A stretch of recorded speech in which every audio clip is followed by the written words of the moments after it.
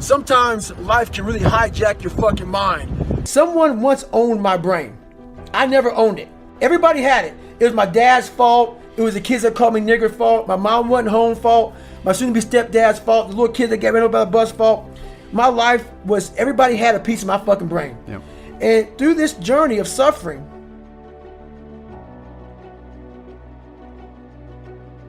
sometimes life can really hijack your fucking mind. When that happens to you, you're all fucked up. Your goals, your ambitions, everything is out the fucking window. In life, we all go through different things. Sometimes your girlfriend or boyfriend breaks up with you. Guess what? Get the fuck over it. They no longer want you. Maybe you failed a test in school. You worked your ass off. Guess what? You failed the fucking test. Get over it. Move past it.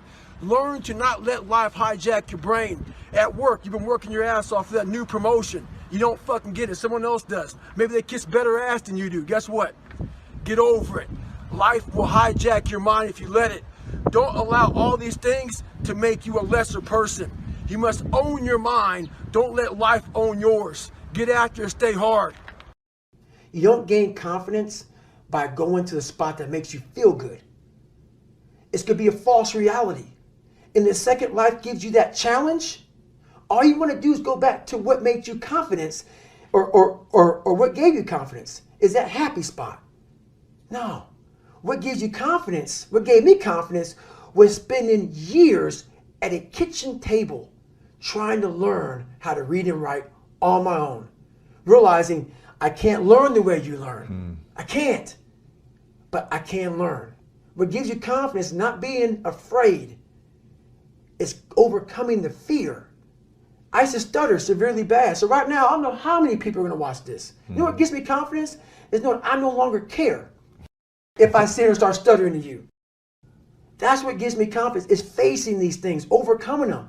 And maybe not overcoming them every day, but facing them and facing them and facing them. Pretty soon like this, you know what, man, this is where it's at. It's not in that comfort zone. It's in the discomfort zone is where my confidence is getting built. That's where it's getting built. But people want they want an easier answer. Yeah. There has to be an easier way. There's not. I coach a lot of people nowadays, billionaires, who call me on the phone and say, man, I'm still missing something. It's because they did what they were good at. And they have this beautiful family, 2, 3 houses, cars, everything. Has everything in the world. On the outside looking in, like, my God, man, how can you be unhappy? I walk around with a backpack with all my stuff in, and I walk around happiest person in the world. Have nothing. Happy as hell. It's because I found out the whole key to life. It's not in all that. You have to face yourself. So many people live to be 100 years old and they die miserable, having everything, because they never examined. And the only way you can set the example is you have to always be willing to work. I don't follow people who talk about what they used to do in life. I don't give a fuck what you used to do. I don't care, like, you used to be the best mother. I don't care. What are you doing today? You may not be that person now, but what are you still doing to try to excel in life? And a lot of people now are talking. I hear so much talk. I don't hear a lot of work. I hear a lot of people telling you what you should be doing, how you should be doing it, how you should be fucking living. And I look at them and you're fat, you're out of shape, you look like shit, but you're telling a motherfucker how to live. No, man, I want to listen to you. There's so many people speaking this shit, and that's what bothered me a lot in the military. There's a lot of people talking shit. I don't see the real suffering behind it, behind what you're saying.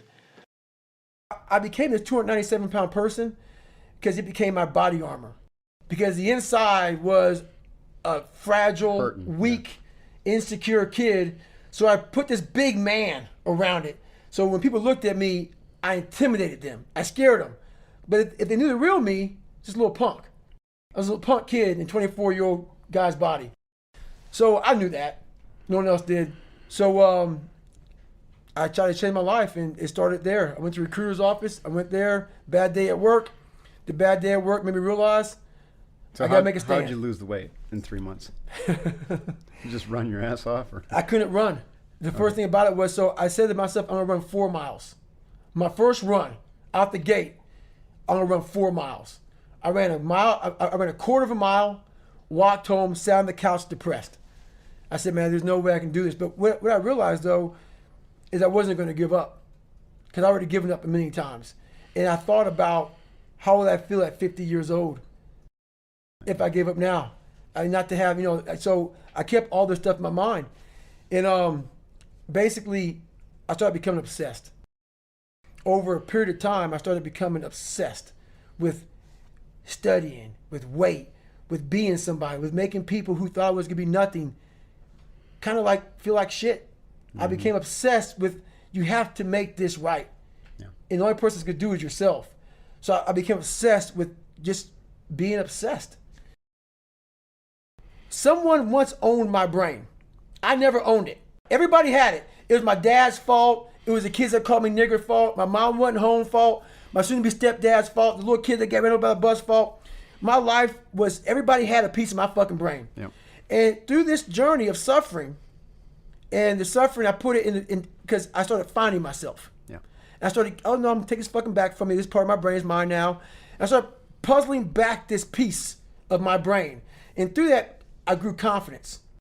Growing up, being the kid I was, I found strength in different movies. Yeah. So I come home, in one movie I found a lot of strength, and as funny as it may seem, but I visualized this scene. I do it today during the pull-up record. I did 4,030 pull-ups. Yeah. The last time I did it, I actually got it. It took me 3 times. I played one song for 17 hours pretty much. And it's from this movie, Rocky 1, round 14.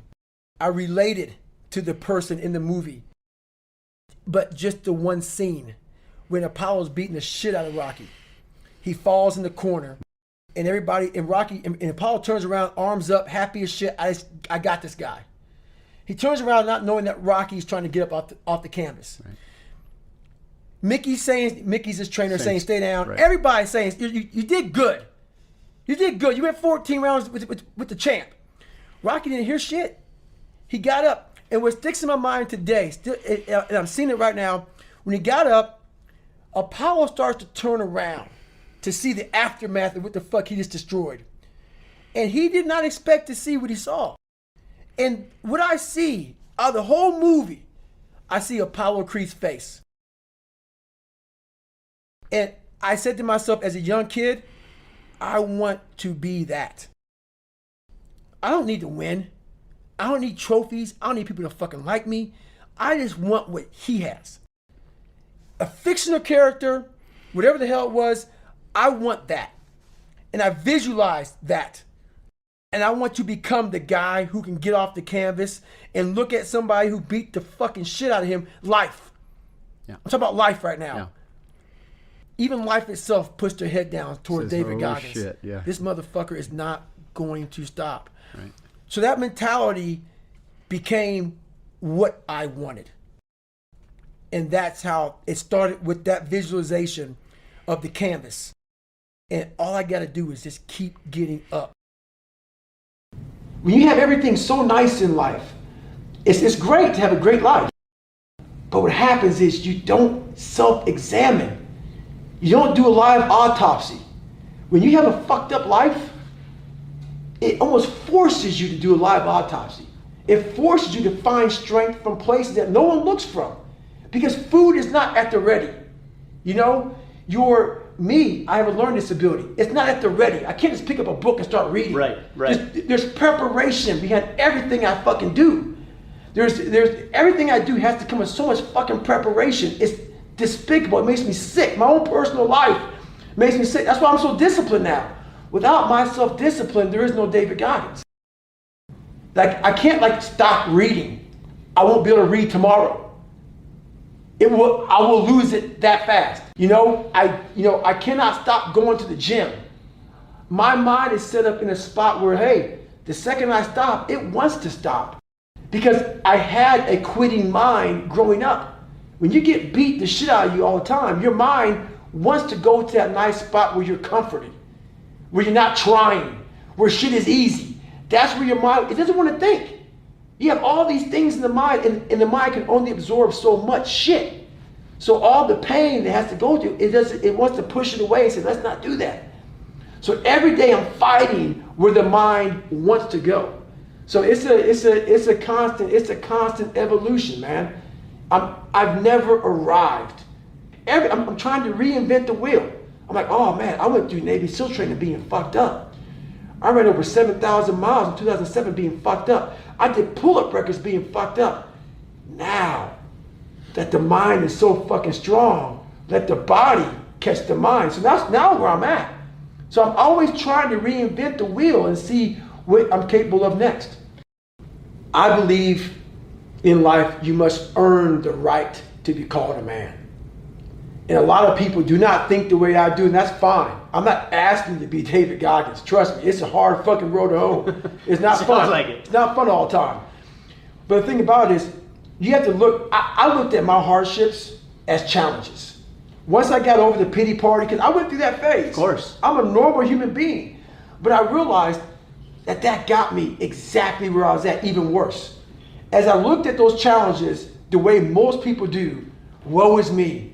Why the fuck can't I get a break? Why? I wish I was better. I wish my parents were better. I wish I had a better education. I wish this, I wish that. They have all these wish sandwiches. I started realizing, how can I fucking figure out how this shit can fucking work for me? So the one thing we don't do is when we're in that dark place is a great learning environment. If you can sit back in a dark place and find quiet to just think, there's so much power in your failures, in your fucking, in your suffering. Because why? You're still alive. Mm-hmm. You're still fucking here. So you gotta look at that shit as, my God, man, this is power, man. Like, now I gotta flip this shit. How many men will be able to do what I'm about to do, what I'm about to try to do? Like, literally, what gave me strength was when I was at the worst of my worst. How many men would even fucking say they want to try to be a Navy SEAL right now? Yeah, very few, if any. I'm at the worst spot of my life. Like, I can't even walk down the street, let alone run down the street. And I'm gonna now call a recruiter up and try to be a SEAL. There's a lot of power in that. But people don't see it there. They see it, man, that's stupid. I genuinely believed I could do it. And the reason why, because I had this voice in the back of my head that I kept on running from. I was afraid of the water. I was afraid of dealing with things that made me feel unaccepted. I didn't accept myself. So I kept on going towards things that I felt good. Let me go this way. But something kept on saying, motherfucker, you have it, man. You got it, man, but you're gonna have to fail a lot. But you have it. And like I said, that voice kept on haunting me, but that voice kept on saying, if you face it, you realize it's not that bad. What do you think that voice is? I mean, I always, to me, it's God. Yeah, I know you've talked about that a little bit. To me, it's God. And I don't get off on the whole spiritual tangent. You know, I don't push that on anybody. I don't care what you believe in. But if you think you're the only motherfucker out here, just chilling out, and there's nothing, and I don't know what God is. No one does. I don't know anything about it, but I know there's something that is above David Goggins. There's too much energy in this world. There's too much. Trust me, I've experienced it, man. There's too much energy, and people call it God. You call it what you want. There's something out there that if you can tap into more than yourself, that there's something out there that truly exists.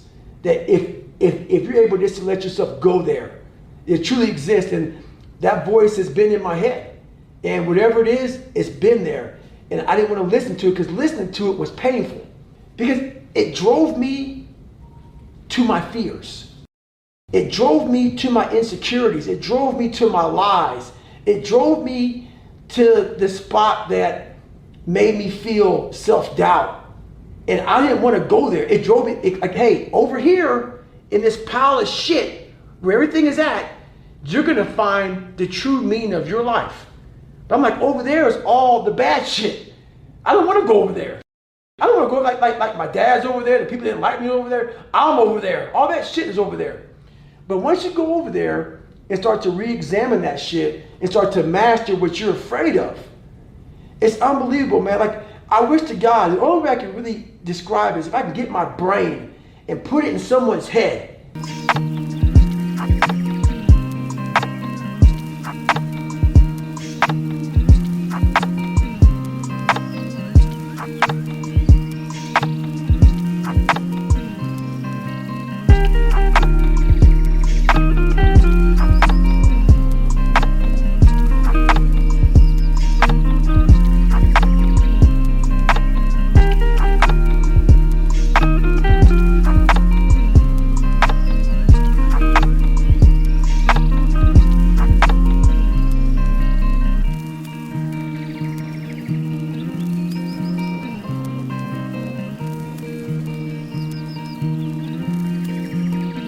and say, all right, motherfucker, just shut the fuck up and just here. I can't explain it well enough, but here, I'm not super fucking man. Just this, look, this is what happens. Because basically, what's over there is victory. It's all fucking victory. But you have to have the balls and the fucking courage, man. And that's the hard part. There's no science behind this shit. There's no fucking practice. Literally, you have to have the balls to go in your own life and your own shit. And once you go in there and you're able to face it and able to talk about it, you're now on the even playing field with everybody in the world. I don't give a fuck where you come from, how much money your parents have, how much money you didn't have. If you're able to handle yourself, know what you're about, know what you're made of, know how fucked up you are now on an even playing field with the world. So once I did that, all these people who have more money than me, where they came from, had great parents and everything, they're like, oh my God, I caught all you motherfuckers that quick. Because all the money, all the surface things go away. Because we all are human beings. Right. That money and shit, all that material shit, doesn't matter. It's what's deep inside of the core of your soul that fucking matters. And that's what I realized, man. I leveled the playing field out. But I had to go over there and face that shit first. And I'm not one to kiss my own ass, because obviously I tell myself how fucked up I am. But I'm also believing you have to give yourself credit when credit's due. And I became that fucking movie and then some. Like, if you look at the Rocky movie, and I look at it now, and it's still inspirational, that scene brings back those moments. I saw a Rocky train in the movie, but I see what I went through in real life. That movie's a fraction. That all those movies I watched that inspired me, they're all fractions of the real work I put into my life. And I don't ever talk about it enough. The amount of work I put into being who I am, I don't have enough time in the fucking day. Like, I don't talk about it. I don't brag about it. No one even knows about it. Like 99.9% of the shit I did to get to where I'm at today was alone. Alone. Out there running in cold, in heat, suffering, in pools, trying to swim. At home in a fucking room by myself, trying to teach myself how to read and write, how to study. You know, no one saw that shit. There was no video camera, there was no podcast, there was no Who's David Goggins. Right. What that fucking no documentary. There was no docu-fucking-mentary on that shit. It was me. Just for me trying to get in the military, which everybody can do. It's easy. Just trying to learn how to read and write was something that blows Rocky away. So all these different challenges that I've been through in my life, I've easily, you know, I don't look at that movie the same way, because I'm proud of what I created, but I'm more proud I created it without an audience, without a cheering squad, without someone like, you know, like you run the Boston Marathon and people love that race. They run so fast because for 26.2 miles, there's a motherfucker that's, come on, man, you got it, you can do it. You know who you are when there's no motherfucker out there when you're running. And you're at mile 75 of a 150-mile race, ain't nobody cheering for you. You're broken, you're fucking defeated. It's you and you alone in your fucking head. And I stayed that way for the better part of 30 fucking years, trying to figure this shit out. And once you figure it out, you look at everybody say, hey, so you're all broken now. You know, is that how you want to be? Yep. If you could...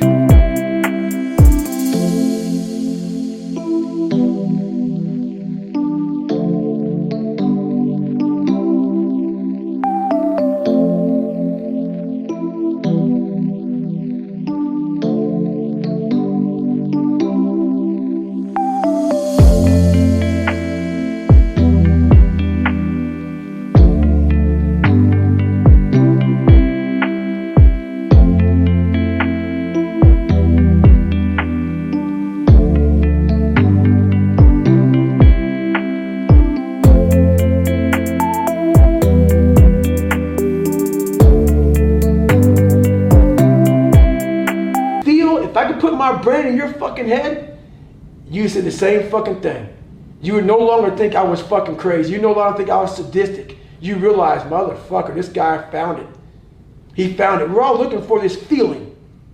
We're all looking for this feeling. And people look at me because I don't always smile and I'm not always jovial. Sure. Nah, man. Don't get it twisted, dude. People see, oh my God, you look in his eyes, you see like almost an emptiness. So many people who are judging us don't understand. They don't want to look in the eyes of me. They don't want to look in the eyes and study them. What you see in me is fucking real life. That's why a lot of people resonate with me, because I skip through all the fluff. I skip through all the fluff. Fuck that. I can't fluff shit. I can't. Why? I don't know what that is. Life didn't present me with fluff. So I'm expressing to you what I know a lot of us are going through. A lot of us are going through fucking hell. Maybe not as bad as me, maybe worse than me. But they don't know how to express it because we're supposed to live in a fucking world where we have to talk a certain way. We have to walk a certain way. We have to act a certain way. A kinder, gentler world. Nothing gets handled in that fucking world. You stay fucked up in that world. You stay in a world of things will get better because someone said they would, and I need to find peace. No, you need to go to fucking war with yourself, man. At the end of that fucking war, you'll sit back all damaged and bruised and scarred up and fucked up, and maybe your psoas muscles so tight that you may lose 2 inches on your fucking body. Who knows? But then that fucking war, you're gonna sit back on a couch, maybe have a fucking glass of water. If you drink a beer, you drink a beer. The war may be 30 fucking years, but when it ends, you will know what the fuck it's all about then. And then you'll find your fucking peace.